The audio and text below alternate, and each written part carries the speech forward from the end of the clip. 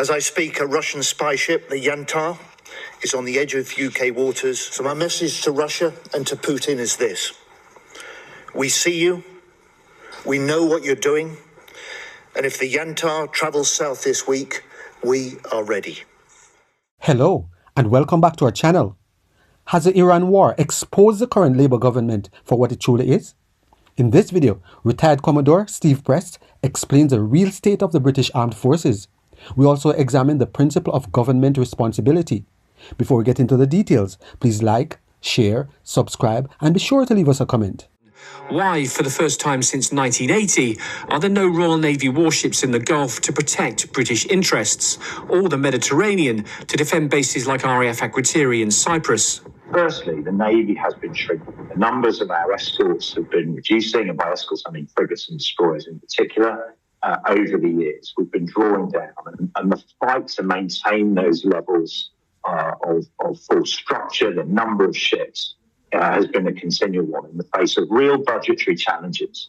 And the real budgetary challenges are not so much about the money available for acquisition of new ships, although that has been a problem because they've been delayed on the basis that the money wasn't available to buy them sooner or faster, but also the money available to keep the ships we've got running.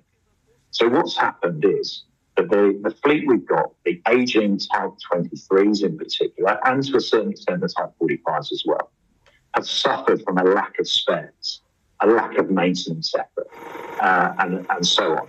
And so getting them out in sufficient numbers at sufficient readiness has been problematic.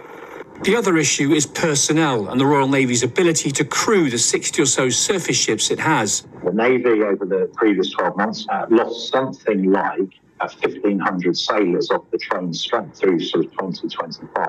Now, we're doing better on recruitment, but 1,500 sailors is about 10 frigate ships companies' worth. It's an extraordinary amount of expertise to lose. So, yes, we're doing better on recruitment, and there's a real bulge of junior people coming through the system, but they all need to be trained and so on. So the real reason is aging ships, which are falling apart and haven't been maintained properly, and frankly have been overused and thrashed.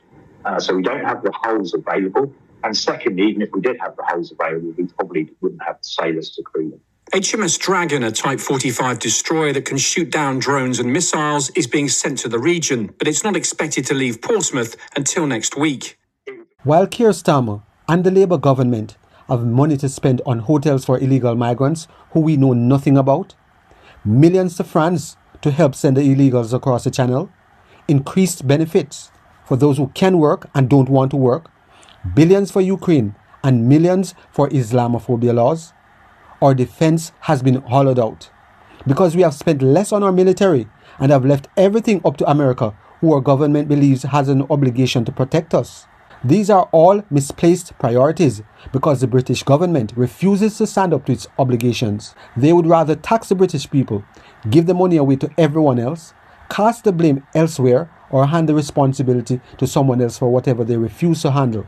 At the same time, they refuse to spend more money on the British people and to improve their military capabilities. A government's first responsibility is the protection of its own citizens. If the equipment or personnel needed to protect them aren't available, the people are left wide open to abuse or neglect. This comes down to the principle of government responsibility. A government's first duty is to protect its own citizens. Hold them to that standard. Make sure they put our security and our people first before anything or anyone else.